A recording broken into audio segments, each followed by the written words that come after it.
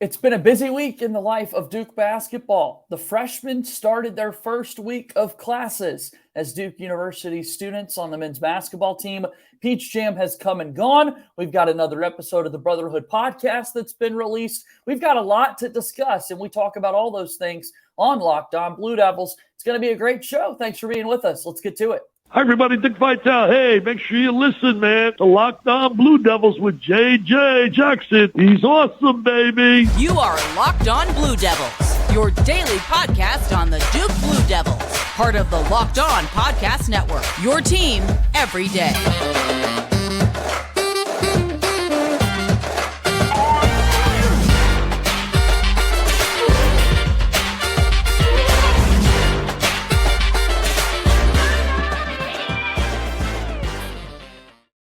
Hello, everybody, and welcome into another episode of the Locked On Blue Devils podcast. My name is J.J. Jackson. I proudly serve as the host of this fine program. Locked On Blue Devils is your daily podcast devoted to everything going on in the life of Duke athletics. Here throughout the summer, of course, we're going 3 times a week, but come August 1st, you'll be back to 5 shows each and every day. Will coincide with the start of fall football camp, as we've got plenty to discuss here for the Duke Blue Devils. On today's program, we're going to take a look at the men's basketball team. Our good buddy Brendan Marks from The Athletic has done a lot of great reporting recently about the future of Duke men's basketball, so we'll get his thoughts on the summer thus far and so much more. If you haven't done so already, please be sure to follow and subscribe to Locked On Blue Devils for free. Also, make sure that you check us out on YouTube to watch the show daily there. Hit the subscribe button, share these videos with your friends, hit the like button, turn on the post notifications. All those things, that support means the absolute world to us. Any questions that you have, send us questions for mailbag episodes of the program. Send those to lockedonbluedevils@gmail.com. So without further ado, let me bring on the aforementioned Brendan Marks, my good friend. And Brendan, here we are. The summer keeps moving along. It's good to see you, my friend. Yeah, absolutely. Thanks for having me. I appreciate you. No doubt about that. Look, a lot of people have their eyes and thoughts into Peach Jam, which is certainly the case with what took place this past weekend, and we'll get to some of your reporting and what you saw here in just a matter of moments. But it's so busy in the life of a college basketball program because next thing you know, we get this week up and started. The freshmen are starting college classes for the first time. So here we are with all the Duke basketball players back on campus and kind of getting into a little bit of a routine. Yeah, it feels like summer is gone already. It shouldn't be that way. But yeah, all the guys are on campus. Everybody's back getting their work in. As you mentioned, we started getting these podcasts out of the program, which have been really interesting to listen to. And then, coaches are out recruiting. This is the busy time of the year, especially the way the calendar falls now. Peach Jam is a huge evaluation period for these guys. So I was down at Peach Jam with Coach Scheyer and the rest of the staff, and it was definitely interesting to catch up with them and to check in on some of the players they're watching. You're going to have many conversations throughout the course of the year with this freshman class as they get going and the impact that they're going to have on the floor. What's often forgotten about is that they are students first. And these first week of classes, we all remember it from our own personal experiences, but it's probably a reality check for these guys. Like, wait a minute, I am a Duke University student, and here I am getting to hit the grind. Yeah, for sure. I've always wondered this because, I didn't take summer classes when I was in college. I enrolled in the normal fall semester or whatever. So I've always been curious, how busy these are, how much of them are online, how much is in person. But no, actually getting the thing that's really cool about the summer for these guys, and something that's, I think, pretty important actually is, the rigor of being a Duke basketball player is a job in and of itself. It's that way at any high major, but especially at a place like Duke. And balancing the academic piece of it is huge. And rather than throwing these guys into the deep end come August, instead, what you're doing is you're giving them a little bit of a leeway. You're getting them to dip their toes into the water and to try and get that time management aspect for the first time really in their college career. So it's more important than I think people realize, but it's also exciting because it means that they're here. It means that they're working. It means that the team is coming together. Yeah, and it means that they're on the floor, which is something that we've certainly seen.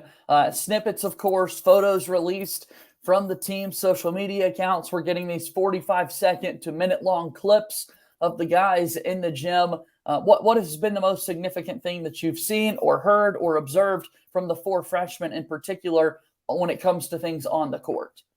Yeah, I'll tell you, I got a text, I think if not the day that guys got to campus, maybe it was the day after, and it just said, Caleb Foster is a bucket. And that message has been repeated in some form or fashion to me probably 5 times since then. And, Caleb Foster was obviously on Duke's radar for a very long time on the recruiting trail. I think earlier on in his high school career was known more as sort of a dual point guard, could score, could also assist and set guys up. Last year, his senior year, he goes to Notre Dame, is in more of a scoring role there, and it seems that those tendencies have carried over. He has impressed coaches, has impressed the staff, has impressed teammates already with that. So, every year we come in expecting Duke freshmen make an instant impact, and obviously with the returners back this season, maybe that'll be less so than in past years, especially less than last year. But it certainly sounds like Foster and some of these other guys have the talent to be able to make an immediate impact. Yeah, and if you're able to make immediate impressions on a staff in which you were recruited, obviously they've got all the accolades in the world. They're some of the top prep prospects in all of the sport. All eyes are going to be on this Duke program year in and year out, as we talk about time and time again. But it is pretty impressive to hear these players making those big impacts. Less than 24 hours after they arrive, we're already getting some alerts as to what these guys could do. Yeah, I mean, the formality and the structured practices, all of that is going to come later. This is sort of in those, early pickup runs. Hey, everyone's on campus. Let's just get in the gym. Not necessarily organized by anybody. But it just gives you an early impression of how a guy likes to play. You get to start learning tendencies that early because, I think as we saw last year, it did take Duke's freshman class a long time to learn how to play together. And when they finally got to that point, voila, you got a 10-game winning streak and an ACC title. So now, the earlier you can get a jump on that process, the better. And, I think physically, I've heard this and seen this from, what Duke has released. These guys are all physically very mature for freshmen. I mean, Okay. Jared McCain looks like a running back.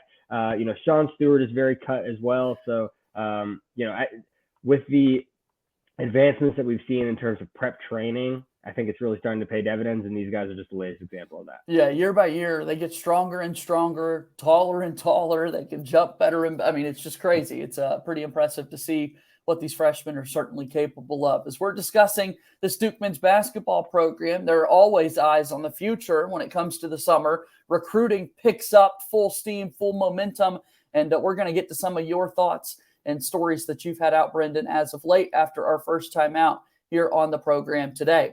Locked On Blue Devils here today is brought to you by our friends over at BirdDogs. BirdDogs is one of my favorite brands and favorite products that I've been wearing as of late, and you should too. As BirdDogs make you look good, their stretch khaki shorts are designed to fit slimmer through the thigh and give your leg a truly sculpted look. A lot of people want to compare them to Lululemon, which is fair, except BirdDogs fit way, way better. They fit way better than regular shorts that are made of stiff, restricting cotton, as they fix this issue by inventing cloud knit fabric that looks just like khaki but stretches so you get a way slimmer fit without having to sacrifice movement. BirdDogs also has the ability to use anti-stink sweat wicking fabric that keeps you cool and dry all day long. What you could do is go to birddogs.com/lockedoncollege or enter promo code LockedOnCollege for a free Yeti-style tumbler with your order. That's birddogs.com/lockedoncollege. Again, or promo code LockedOnCollege for a free Yeti-style tumbler. You don't want to take your BirdDogs off. We promise you that. BirdDogs, a proud sponsor of Locked On Blue Devils. Moving forward here on today's episode of Locked On Blue Devils, JJ Jackson alongside my pal Brendan Marks of The Athletic. Tell me a little bit about The Athletic. How can folks follow your work and what can they be on the lookout for this time of year? Yeah, absolutely. All of my stories I put out on my own Twitter page at Brendan R. Marks. You got the cryon there. And I also, all my stories appear at theathletic.com. I'm biased, but I think we have the best sports writing staff in the world. Can cover obviously college basketball, but you're also getting stuff about the NBA, the NFL, MLB, NHL. We cover every sport. So this is the time of year for me where I get to really dive into some features. I've got a really cool one actually on Duke that I'm in the process right now. Had done some reporting before I left for Peace Jam, got to do a little bit more while I was down there. That's something that I'm hoping is out in the next 2 weeks or so. But this is a time of year where I get to really dive in and try and find out more about things that I don't have time for during the regular season. So very excited for that one to hopefully come out shortly. All right, you're fresh off of a weekend at Peach Jam that the entire basketball community is discussing, from seeing LeBron James on the sidelines in a coaching role to a who's who when it comes to college basketball coaches. And then, of course, a premier look at the next line of high school recruits and prospects in the game of college basketball. What are those big takeaways that you had from this past weekend, Brendan? Yeah, I think the number one takeaway that anybody who was at Peach Jam this weekend is walking out with is the fact that there is a clearly defined big three, this trio of elite prospects in the high school level, and none of them are in the 2024 class. It's the young kids. It's Cooper Flagg, it's Cameron Boozer, and it's AJ DeBonta. They are by far and away the three best prospects in all of high school basketball. The order that you want to rank them is sort of up to you. Me personally, I'm probably taking Cooper Flagg at this point just because of how well-rounded he is. But, talking to NBA scouts who were there, on Thursday, they said these are quote-unquote franchise players. These are guys who can become, top 5 draft picks. These are guys that teams are going to be tanking for a year in advance. These are guys who teams already have on their radar. And again, that's a lot of weight to put onto a 15 to 16-year-old. But these guys are showing what they're capable of against better competition and have just really continued to get better. So I think that's the clearest takeaway. And obviously, when you have players of that caliber, the recruiting wars trying to get them in your building is very intense. And I think that we saw Duke was obviously paramount right front and center for a number of those battles this weekend. Speak to that. I mean, it's such a hard place to be, a hard ticket to get. I mean, it's not like we're in the largest venues, the largest arenas in the world when it comes to Peach Jam, right? And you certainly see coaches with the best courtside seats for this venue. But the actual recruiting that takes place at an event like this, what does that look like? What are people trying to look for in regards to like what you're doing there? What are the things that you're interested in when it comes to the actual recruiting itself? Yeah, for sure. The biggest thing that coaches can do, because there's an NCAA compliance officer parked in the corner of every gym, the biggest thing that coaches can do is to show their faces. That's the biggest thing they can do, is they can be front and center courtside for your warm-ups, for halftime, for the entirety of the games. And Duke made that a point with Cooper Flagg, made it a point with Cameron Boozer. I mean, I don't think there was a game. I think I watched every game that Cooper Flagg played this weekend. I might have missed one. And Jon Scheyer was there for every single one. Chris Carrawell's there for a number of them. Jay Lucas there for a number of them. Will Avery there for a number of them, representing Duke now that Emil Jefferson is off to the Boston Celtics. So Duke is trying to make sure that their presence is felt. Because, listen, they know that Cooper Flagg is the best recruit in the country. They know that this is a guy who can be a program changer. Same thing with Cameron Boozer. Like, when you're there, you're not necessarily deciding, is this a guy I want to offer? Is this a guy that I want to, commit to? You already know those things. And so it's about trying to make up groundwork. It's trying to prove how dedicated you are to that player and how badly you want them. Obviously, after the fact, that's when the rest of it comes. After the fact is when you're able to call them, when you're able to start texting them, when you're able to get in their ear and start making their individual pitches. But just being there courtside is really the biggest thing that the staff can do at Peach Jam. And especially with those two prospects who obviously have their various Duke ties, Jon Scheyer and his staff made sure that they were present.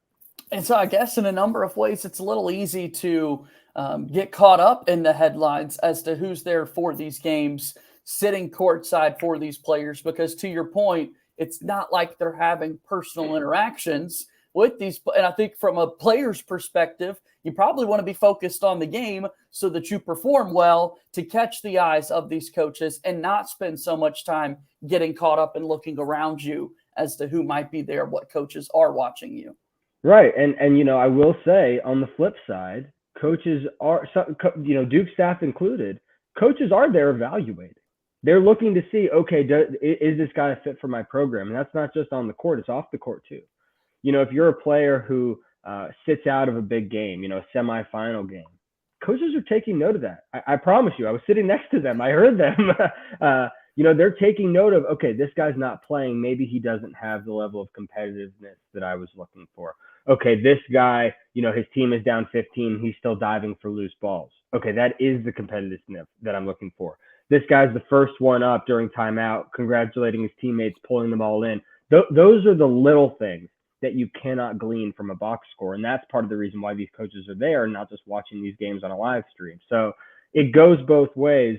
There is certainly an evaluation piece there. And, for the Duke staff, for other staffs, obviously, you have these elite targets that you're after. You still have to fill out the rest of your class. And so, in Duke's case, it's about finding guys who are complementary. Some of the other, it's about making sure that the commits you already have. In Duke's case, a Darren Harris, making sure that you're there, making sure that you're showing support for them. So there's a lot that goes into it. It's not as simple as it seems, but obviously that's all public facing, behind the scenes, on the phone, talking to families. That's all the part that, we don't see as much of. So let's get right to it then. Of course, we're talking about not this upcoming class, but the next line of classes that can make an impact in college basketball. Between Cooper Flagg and the Boozer twins, everyone wants to know, where in the world does Duke fit in this race? Yeah, I think we should start with the Boozer twins. They are obviously have some ties, just a couple, just one significant tie to Duke. I will say this. I interviewed the Boozer twins in April after the first EYBL session. I wrote a story back then just basically asking them, look, are you a Duke lock or not? I think everybody sort of assumes when you've got a famous father that you're just going to sort of follow in his footsteps. And at the time, they were very apparent. No, we are not. We are considering all our offers. We understand Duke's a great option. It's a great school. It's a great program. But at the same time, we need to do what's best for us. And at the same time, the brothers were saying, look, if something makes sense for one of us, but not for the other of us, we're not necessarily a package deal. They doubled down on that first message after they won the E16 championship on Sunday and verbatim said, if you are a school that is not Duke, that is thinking about recruiting us, please do. Please recruit us. We want to have options. We want to see what is out there. We want to know how different programs are going to use us. Now, does that mean that these guys are not going to end up at Duke? In the long run, we'll see. I would still say probably that, Duke obviously is factoring prominently in the race. It would be foolish to say that they're anything, but one of the front runners right now. But I don't think that fans should take it as a 100% lock that these guys are going there. Kentucky is very much in pursuit of both Boozer brothers. North Carolina, very much in pursuit of both Boozer brothers. I asked Cameron specifically, I said, did your dad make any comments when you got the North Carolina offer or, when Hubert Davis and his staff has been there? And he said no, because he understands that could be a really good option for me. We've seen what, North Carolina's four men have been able to do the last couple of years. So I think that the brothers definitely are looking at Duke. It's certainly among their favorites, but is not a lock right now. And then as for Cooper Flagg, he's the really interesting one, because this is a guy who grew up as a Duke fan. Obviously Jon Scheyer is making him a priority. He's on the older side for his class. He's currently in the 2025 class, and there was a lot of chatter coming out of the weekend that he would reclassify to 2024. If he did, I actually think that helps Duke's chances to land both prospects. From what I can gather and what I have heard in a couple of recruiting events this summer, the Boozers and Cooper Flagg are not necessarily, married to the idea of playing together. Obviously both of them are kind of alpha players, Cameron and Cooper. They would coexist amazingly together. Getting both of them in the same year would be unreal. But if Cooper were to reclass, that would allow him to come in 2024, in theory, for a more prominent role, because you'd be talking about a roster that, in effect, is most likely going to lose Kyle Filipowski, going to lose Ryan Young to, eligibility, probably going to lose Mark Mitchell as well. There would be a real role there for him immediately. So I think that, that's something to monitor here in the next couple of weeks, the next 6 months or so, just to see what happens with Flagg. But certainly Duke is among the front runners. UConn is also up there for Cooper Flagg. But Jon Scheyer and his staff are certainly, I would say in the top five for both of these, elite prospects. Let me give you a couple of more names here. Brendan Marks of the Athletics is with us. Peach Jam has come and gone, and what a festivity it was. Once again, when it comes to Duke basketball recruiting, it's been a little bit since the last commit took place, and we'll get to some of those commits in just a moment. A couple of uncommitted guys that a lot of people are talking about in recruiting circles. Duke's name attached to them would be Dylan Harper at that guard spot and Flory Badinga at that big man position. What can you say about those two kids? Yeah, I think Harper has kind of gotten the short end of the stick nationally. We're talking about this big three of recruits. None of them are in 2024. Harper's the number one player in 2024. He's still a really, really good player. I mean, he's got lottery level talent. I mean, he is that good. He's a 6'4", 6'5" combo guard, really powerfully built. Maybe not the best athlete, but his floor is just so high. He plays the game the right way. In the EYBL finals, his team got down 30. He starts hitting a couple of threes, was really the Energizer Bunny in terms of leading his New York Rens team back and making it a competitive game. Got it back to single digits in the fourth quarter, which is really impressive given they were down 30 in the third quarter. He is a guy that right now it's essentially a two-horse race. It's looking like Duke or it's going to be Rutgers. And obviously, Rutgers already has a commitment from Ace Bailey, who's the number 2 player in 2024. Getting both of those guys would be huge. Harper has family ties. Obviously, his brother was recently a star at Rutgers. And listen, I know this is a Duke podcast, but I give a lot of credit to Steve Piquel. He has been front and center for every one of Harper's games. It is truly a two-horse race. It could go either way. As I understand it, Harper plans to take visits to both schools before making his decision. This is where you get back to the Cooper Flagg thing. If Flagg reclassifies to 2024, you're talking about, a dream scenario for Duke would be, to have Flagg and to have Harper and to have Badunga. Obviously, Duke already has 2 commitments in Isaiah Evans and Darren Harris. Now that's a 5-person class, and that gets to be a little bit big. So it's a numbers crunch. It's a numbers game as well. So Duke is in strong position for Dylan, but certainly Rutgers, I would say, is probably more of the favorite at this point. But that's one that could go either way, certainly. And as for Flory, obviously he made his visit over the summer. He had the potential to reclassify. Academically, he would have been able to. Just it wasn't a situation that, given where Duke is right now, necessarily made a lot of sense for them. So my understanding is he's not reclassifying. He's staying in 2024, and he's one of the best big men in the class. So Duke is certainly making him a priority as well, just given the rest of their other recruiting targets maybe don't have as much size as he does. A little bit too much work to go case by case, player by player in terms of what those timelines look like. But in the grand scheme of things, with the insides that from the Duke coaching staff, from a commitment perspective, I mean, how quickly does that next commitment come? What does that time frame look like?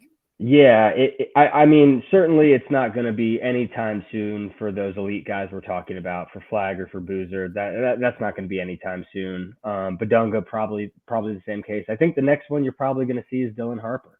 I think of those guys that we're talking about right now, he's the one who has stated publicly that he wants to get his commitment done with, as expediently as possible, basically.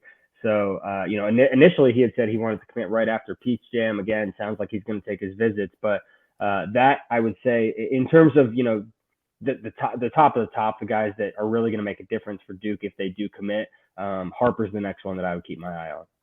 Brendan Marks of The Athletic is here with us on Locked On Blue Devils today, talking about what's going on in the life of Duke basketball. We talked right after these players are making their decisions, Brendan, about whether or not they're going to come back for their sophomore seasons. And we've spent a lot of time discussing the impact those players could have on Duke. We've talked about the pursuit of a transfer portal big man and what that would look like. And then also mention the fact that, hey, the coaching carousel has come and gone.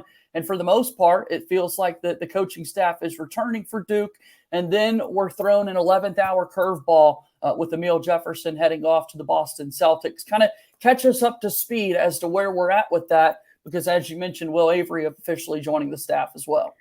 Yeah, so I think it's important to clarify. Jon Scheyer still has 2 coaching spots to fill. It's not just one. So as of July 1st, the NCAA allowed teams to have 2 more strictly on-court coaches. So Will Avery is going to be filling one of those roles. I got a couple of texts when he was announced as assistant coach, people going, what does this mean? What does this mean? Will Avery is going to be one of the on-court coaches. So Duke still needs to hire another one of those guys who is not allowed to go out and recruit. The only reason that Will Avery was at Peach Jam was because he got a waiver from the NCAA to be accountable coach because Emil Jefferson is gone. It's a similar situation to last year when Jon Scheyer had to replace himself and Nolan Smith, and Rachel Baker was able to fill in as accountable coach and go on the road recruiting for Duke. So Jon Scheyer needs to fill that newly created position, and then he also needs to fill his full assistant position, somebody who can be on court and somebody who can do recruiting. That's the Emil Jefferson spot that he still has to fill. And it sounds like from everything that I've heard that Duke is very much considering going outside the family for at least one, if not both of those hires. And this is, I think that if you are Jon Scheyer, in Emil Jefferson, you lost a young assistant coach who connected to players and also somebody who specialized in working with big men. Chris Carrawell could potentially work with big men too, but you're looking at somebody who sort of fills those criteria, and also just, trying to play the short term and the long term. you've got a guy who was promoted to associate head coach, and Jay Lucas earlier this summer is seen as a rising star in the coaching industry.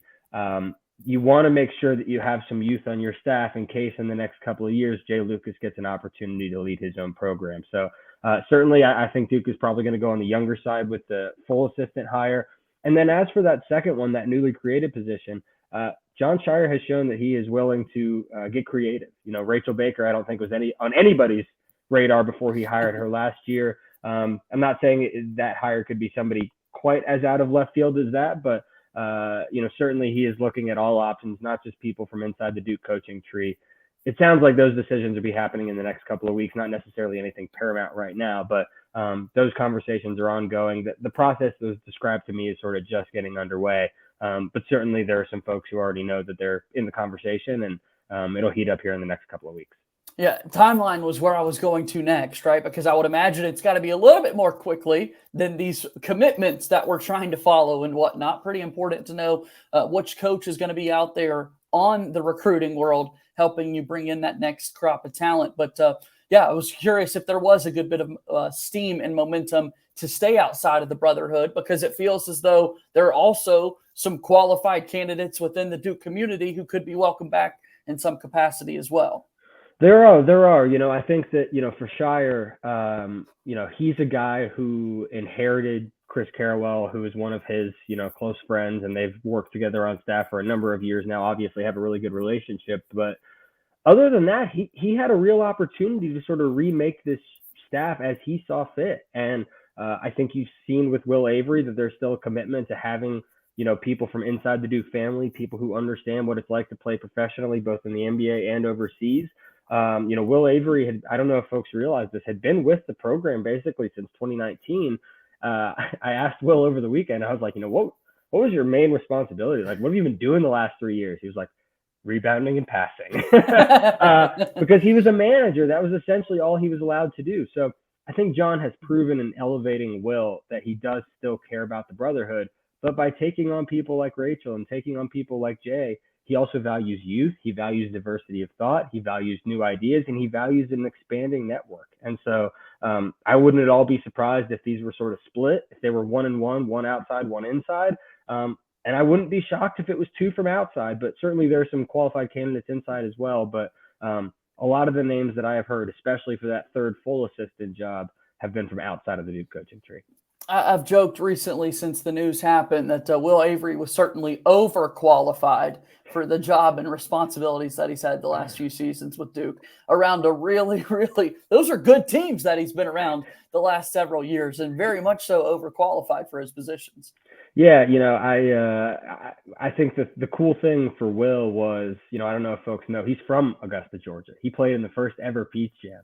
And so for him to be promoted right before this Peach Jam, and it's his first, and possibly one of his only times, depending on how quickly this hire gets made, one of his only times out on the road to be able to go back. That was just a really cool sort of full circle moment for him. And certainly, he's a guy who it sounds like is going to be working primarily with Jay Lucas and with the guards, which obviously makes a lot of sense given his history. But again, to have a guy who was a lottery pick, to have a guy who played professionally for over a decade, who did have time in the NBA, who has sort of seen all sides of things, to have that guy not even necessarily needing him in a recruiting role, it's a good problem to have if you're Jon Scheyer. Brendan, the time is always greatly appreciated. I always look forward to these conversations and walk away feeling smarter when it comes to everything going on in the Duke basketball program. Do me a favor one more time, remind us where we can find your work. And if you will, like you alluded to a little bit earlier, what are some of those stories and things that people need to be on the lookout for from you specifically? Yeah, absolutely. All my stories are over at theathletic.com. If you don't have a subscription already, would strongly encourage you to check us out, not just for my work, the rest of our college basketball staff, our college football staff, NFL, NBA. Like I said, we cover every sport, and I'm biased, but I think we have the best sports writing staff in the world. I share all my stories on Twitter. Thanks for that handy cryon, JJ, at Brendan R. Marks. I share them all over there as well. And, again, I've got a really cool feature coming in the next 2 weeks, have some more daily stories coming. Should be one this week, one next week, with some updates on Will Avery, on a couple of Duke recruits, one Duke commit, had some time to spend time with him. So, check us out, check me out. I think we have some cool stuff coming down the pipe for you in the next few months.